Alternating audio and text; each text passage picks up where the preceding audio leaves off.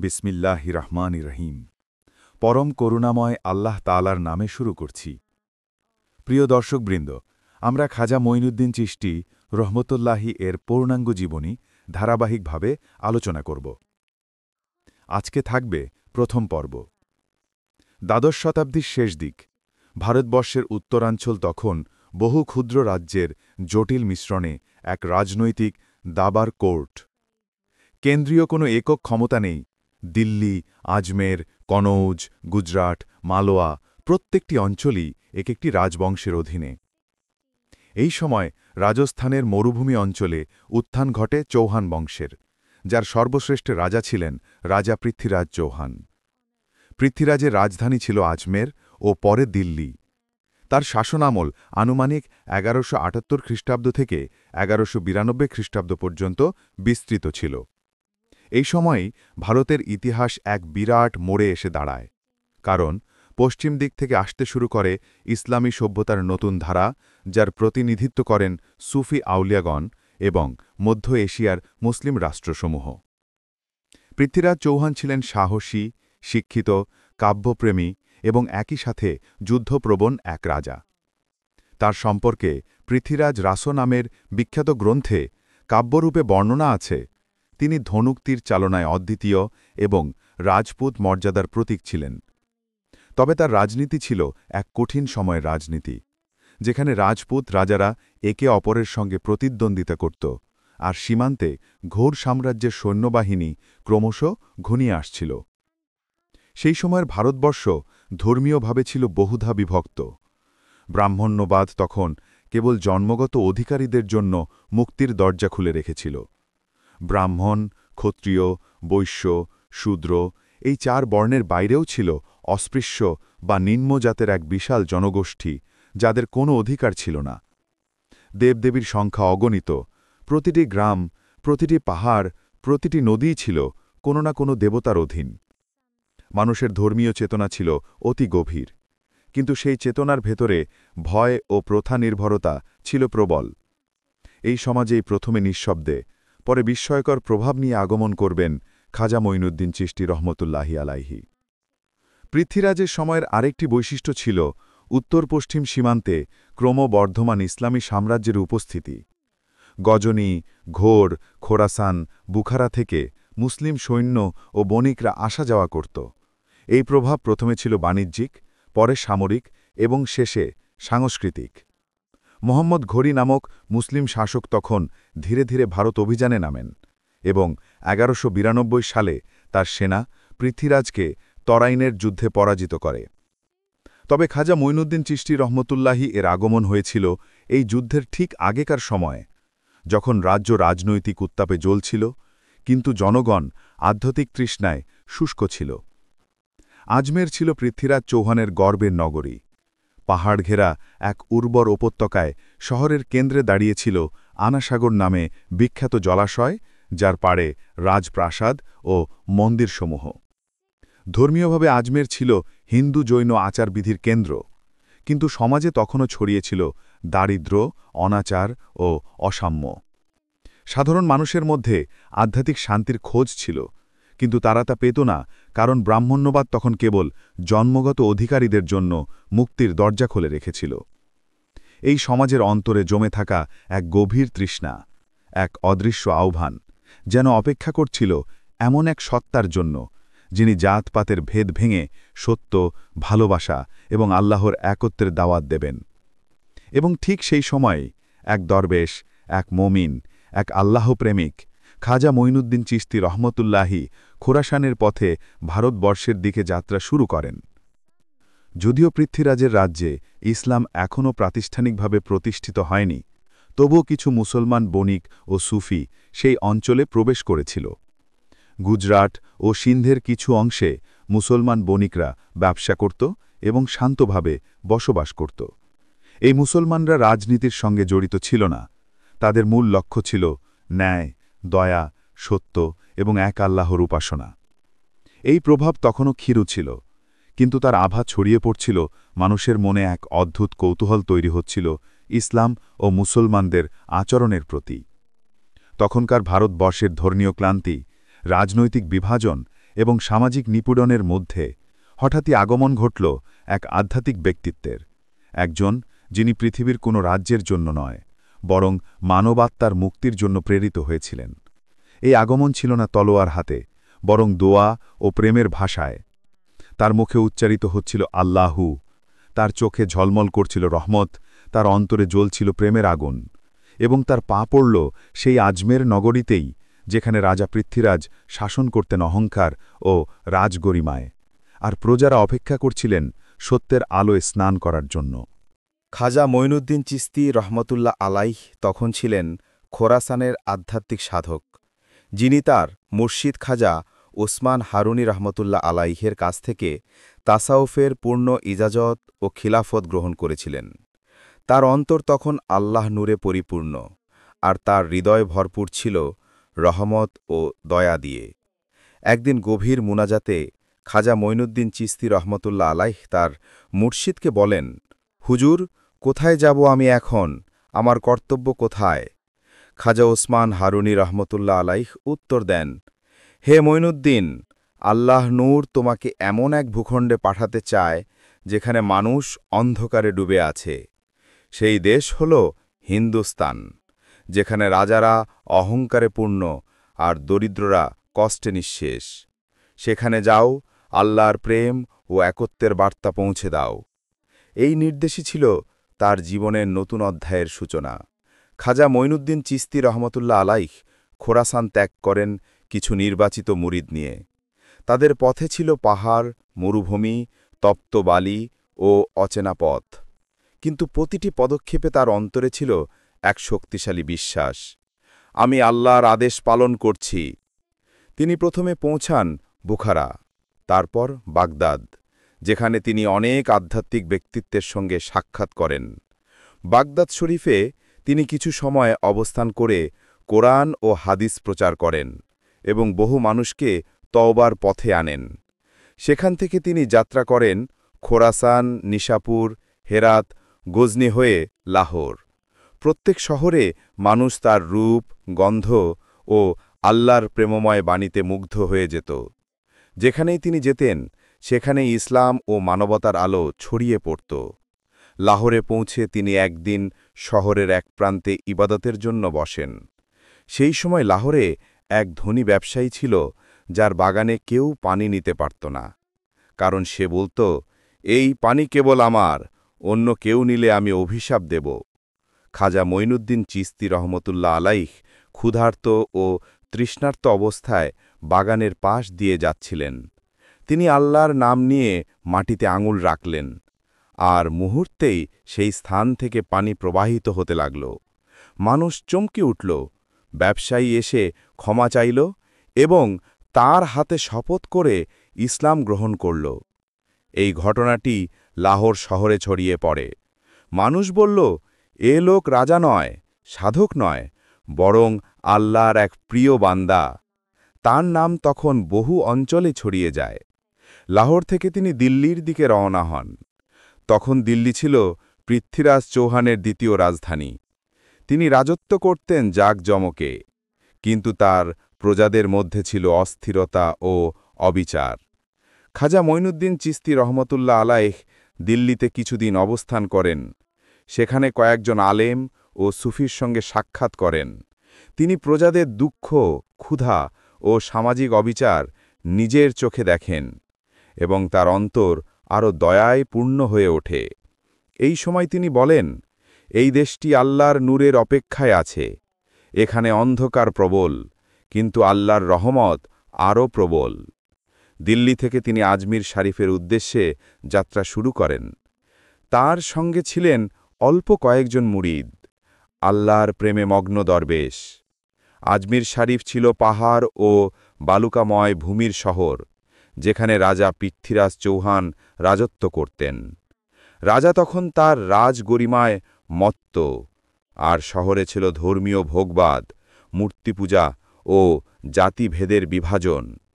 খাজা মঈনুদ্দিন চিশতি রহমতুল্লাহ আলাইহ শহরের বাইরে এক পাহাড়ি ঢালে এসে বসবাস শুরু করেন, আজকের দিনে যেটি পরিচিত গরিব নামাজ পাহাড় নামে, কারণ তিনি গরিবদের সাহায্য করতেন, দরিদ্রদের খাবার দিতেন এবং সব মানুষকে ভালোবাসতেন, ধর্ম বা জাতি নির্বিশেষে। যখন খবর এলো যে এক মুসলমান দরবেশ আজমিরে এসে বসবাস করছে, রাজা পৃথ্বীরাজ বিস্মিত ও ক্রুদ্ধ হলেন। তিনি ভাবলেন, আমার রাজ্যে বিদেশি ধর্মের প্রচার হতে পারে না। তিনি গুপ্তচর পাঠালেন সেই দরবেশের কার্যকলাপ দেখতে। গুপ্তচর ফিরে এসে বলল, মহারাজ, তিনি এক আশ্চর্য মানুষ। তার কাছে যে যায় সে শান্তি ও দয়া অনুভব করে। তিনি কারো ক্ষতি করেন না, বরং সবার জন্য দোয়া করেন। তবুও রাজা সন্দেহ রইলেন, কারণ তার মনে অহংকার ছিল। আমি রাজা, আমার রাজ্যে অন্য কোনো শক্তি থাকতে পারে না। আজমিরের মানুষ খাজা মঈনুদ্দিন চিশতি রহমতুল্লাহ আলাইহের দয়া ও অলৌকিক ক্ষমতার কথা ছড়িয়ে দিতে লাগল। একদিন শহরে ভয়াবহ খরা দেখা দিল। আনাসাগর শুকিয়ে গেল, রাজা ও পুরোহিতরা যজ্ঞ করেও পানি আনতে পারল না। তখন দরিদ্র লোকেরা এসে খাজা মঈনুদ্দিন চিশতি রহমতুল্লাহ আলাইহের দরবারে কাঁদতে লাগল। তিনি মৃদু হাসলেন, দুহাত তুলে আকাশের দিকে তাকিয়ে বললেন, হে আল্লাহ, এই তৃষ্ণার্ত মানুষগুলো আপনারই বান্দা, তাদের উপর রহম করো। মাত্র কয়েক মুহূর্তের মধ্যে আকাশ কালো মেঘে ঢেকে গেল, বজ্রধ্বনি হল এবং প্রবল বৃষ্টি নামল। এতটাই যে শুকনো আনাসাগর আবার পূর্ণ হয়ে উঠল। মানুষ বিস্ময়ে চিৎকার করে উঠল, এ তো আল্লাহর অলি, এ মানুষ নয়, রহমতের প্রতীক। এভাবেই আজমিরের মানুষ তাকে চিনতে শুরু করল। তিনি হলেন গরিব নওয়াজ, অর্থাৎ গরিবদের অভিভাবক। এরপর খাজা মঈনুদ্দিন চিশতি রহমতুল্লাহ আলাইহ আজমির শরীফে একটি খানকা বা দরগা প্রতিষ্ঠা করেন।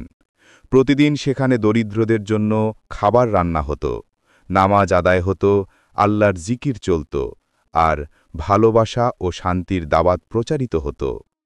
এই সময় থেকেই আজমির শরীফ হয়ে ওঠে দাওয়াত, দয়া ও আধ্যাত্মিকতার কেন্দ্রবিন্দু। মানুষ দূর দূরান্ত থেকে এসে তার সান্নিধ্যে ইসলাম গ্রহণ করতে লাগল, না কোনো তরবারের ভয়ে, বরং প্রেম ও সত্যের আহ্বানে। যখন খাজা মঈনুদ্দিন চিশতি রহমতুল্লাহ আলাই আজমির শরীফে অবস্থান শুরু করেন, খবর দ্রুত রাজপ্রাসাদে পৌঁছায়। রাজা পৃথ্বীরাজ চৌহান ছিলেন অহংকারময় ও শক্তিশালী। তার রাজ্যের মধ্যে তিনি সর্বশ্রেষ্ঠ মনে করতেন। তার জন্য এক অচেনা ধর্মীয় শক্তির আগমন এক অপ্রীতিকর বার্তা। রাজা ভাবলেন, আমার রাজ্যে কেউ অন্য ধর্মের মানুষকে প্রভাবিত করতে পারবে না। যদি আমি এখন ব্যবস্থা না নিই, আমার রাজ্য ও সম্মান বিপন্ন হবে। তিনি সৈন্য পাঠালেন খাজা মঈনুদ্দিন চিশতি রহমতুল্লাহ আলাইয়ের কার্যক্রম পর্যবেক্ষণ করতে। গুপ্তচররা ফিরে জানাল, মহারাজ, তিনি কোনো হিংসা করেন না, বরং দরিদ্রদের সাহায্য করেন, রোগীদের সেবা দেন, সকলকে শান্তি ও ভালোবাসার দাওয়াত দেন। তবুও রাজা তার অহংকার ও রাজ্যশক্তির কারণে প্রস্তুত হলেন কিছু কঠিন ব্যবস্থা নেওয়ার জন্য। রাজা যতই পরিকল্পনা করতেন, খাজা মঈনুদ্দিন চিশতি রহমতুল্লাহ আলাই ছিলেন ধৈর্য ও প্রেমের প্রতীক। তিনি সৈন্যদল বা অস্ত্রের ভয় পাননি, বরং তারা যখন তার দরবারের কাছে আসে, তিনি শান্তভাবে তাদের সঙ্গে বসে আল্লাহর বার্তা শোনাতেন। একদিন রাজা সৈন্যদের পাঠালেন খাজা মোকাবিলা করার জন্য। যখন সৈন্যরা পৌঁছাল, তারা দেখল খাজা মঈনুদ্দিন চিশতি রহমতুল্লাহ আলাই শুধু বসে আছেন, কেবল আল্লাহর নাম জপ করছেন। যতক্ষণই তারা কাছাকাছি গেলেন, অলৌকিক ঘটনা ঘটল। সেই সময়ে শহরে একটি ঝর্ণা শুকিয়ে গিয়েছিল। সৈন্যরা ভাবল, খাজা মঈনুদ্দিন চিশতি রহমতুল্লাহ আলাইকে আটকানো সহজ হবে যদি তারা পানির উৎস বন্ধ করে দেয়। তার সামনে গেলে খাজা মঈনুদ্দিন চিশতি রহমতুল্লাহ আলাই মাটিতে আঙুল রাখলেন এবং কিছু মুহূর্তের মধ্যে ঝর্ণা পুনরায় প্রবাহিত হতে শুরু করল।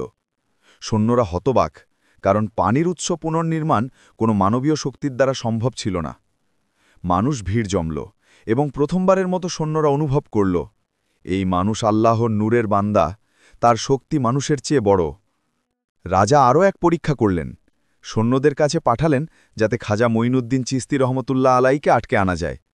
যখন সৈন্যরা তার কাছে পৌঁছাল, হঠাৎ তারা অন্ধ হয়ে গেল। চোখের আলো সব হারিয়ে গেল, তারা কিছুই দেখতে পেল না। খাজা মঈনুদ্দিন চিশতি রহমতুল্লাহ আলাই শান্তভাবে বললেন, যে চোখ দিয়ে অন্যকে ক্ষতি করতে চায়, আল্লাহ সেই চোখের আলোকে নষ্ট করে দেন। সেই মুহূর্তেই সৈন্যরা অনুতপ্ত হয়ে পড়ল, দোয়া করল এবং অনেকেই ইসলামের পথে প্রবেশ করল। পৃথ্বীরাজ চৌহান নিজেও খাজা মঈনুদ্দিন চিশতি রহমতুল্লাহ আলাইকে পরীক্ষা করার জন্য হাজির হলেন। তিনি নিজ হাতে আদেশ দিতে চাইলেন, কিন্তু হঠাৎ হাত কাঁপতে শুরু করল। কলম পড়ে গেল, তিনি কিছুই লিখতে পারলেন না। রাজা বুঝতে পারলেন খাজা মঈনুদ্দিন চিশতি রহমতুল্লাহ আলাইয়ের শক্তি আল্লাহর পক্ষ থেকে, এবং তিনি প্রথমবার অনুভব করলেন, এ মানুষকে আমি প্রতিহত করতে পারব না। এখানে আল্লাহর বার্তা যা মানব ক্ষমতার বাইরে। একদিন পৃথ্বীরাজ চৌহান তার সৈন্যদের পাঠালেন খাজা মোকাবেলার জন্য। সৈন্যরা এক হিংস্র সিংহও নিয়ে আসল। সিংহটি যখন খাজা মঈনুদ্দিন চিশতি রহমতুল্লাহ আলাইহির কাছে এলো, তিনি কেবল বিসমিল্লাহ উচ্চারণ করলেন। সিংহটি তার পায়ের কাছে বসে গেল, শান্ত হয়ে। মানুষ চমকে উঠল, এবং এই ঘটনা শহরে দ্রুত ছড়িয়ে পড়ল। এইসব অলৌকিক ঘটনা দেখে পৃথ্বীরাজ বুঝতে পারলেন, এই মানুষ কোনো সাধারণ দারবেশ নয়, তিনি আল্লাহের প্রিয় বান্দা। যদিও তিনি নিজে ইসলাম গ্রহণ করেন না, কিন্তু তিনি খাজা মঈনুদ্দিন চিশতি রহমতুল্লাহ আলাইয়ের প্রতি শ্রদ্ধাশীল হয়ে উঠলেন, এবং তার সৈন্য ও প্রজা অনেকেই ইসলাম গ্রহণ করল। তারা দেখল যুদ্ধ ও তলবারির পরিবর্তে প্রেম, ধৈর্য ও দয়া কত বড় শক্তি। এই পর্বে দেখা যায় খাজা মঈনুদ্দিন চিশতি রহমতুল্লাহ আলাই প্রতিষ্ঠা করলেন আজমির শরীফের খানখা।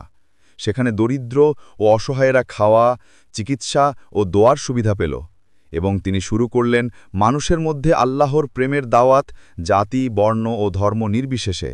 খাজা মঈনুদ্দিন চিশতি রহমতুল্লাহ আলাইহে আজমির পৌঁছেই পাহাড়ের ঢালে একটি স্থায়ী অবস্থান গ্রহণ করেন। তার খানকা ছিল তেমন, যা গরিব ও অসহায়ের জন্য এক আশ্রয়স্থল। প্রতিদিন তিনি দোয়া করতেন, দরিদ্রদের খাওয়াতেন এবং সকলকে শিক্ষা দিতেন আল্লাহর একত্ব ও প্রেমের বার্তা নিয়ে।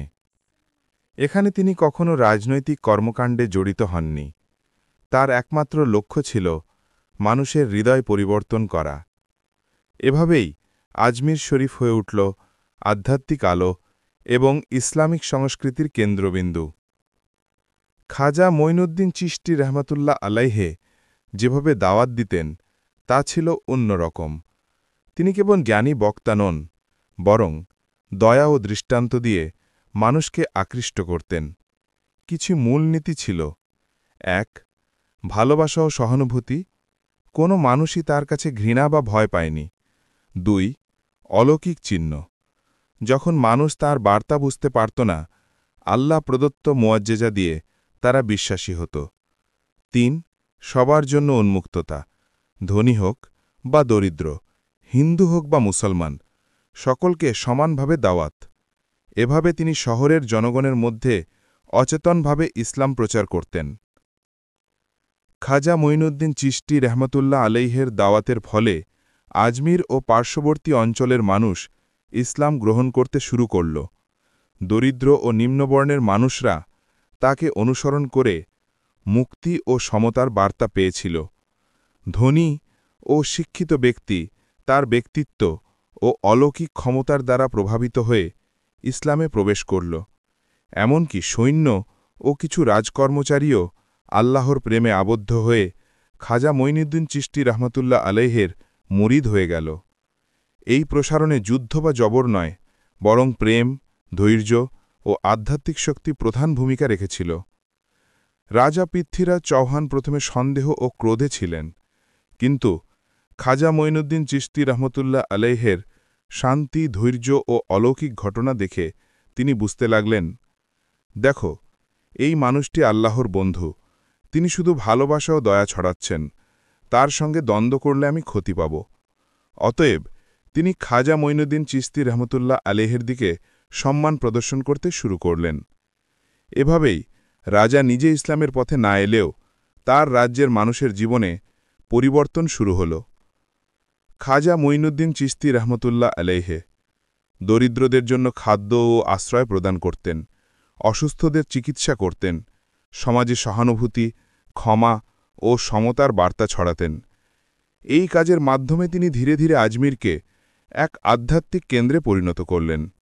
শুধু মুসলমান নয়, অন্যান্য ধর্মের মানুষও তার শিক্ষায় প্রভাবিত হল। মানুষ শিখল, ধর্ম হল হৃদয় পরিবর্তনের মাধ্যমে আল্লাহর কাছে পৌঁছনোর পথ। খাজা মঈনুদ্দিন চিশতি রহমতুল্লাহ আলাইহের কার্যক্রম আজমিরের মানুষের মধ্যে আস্থা ও প্রেমের সৃষ্টি করল। তার খাঙ্কা ছিল কেবল প্রার্থনার স্থান নয়, বরং শিক্ষা ও সাহায্যের কেন্দ্র। মানুষ বুঝতে লাগল, আল্লাহর নূর যে তিনি প্রচার করছেন তা সরাসরি মানব জীবনে শ্রীবৃদ্ধি আনে। শহরের মধ্যে তার কার্যক্রম এক ধীরগতির বিপ্লব সৃষ্টি করল।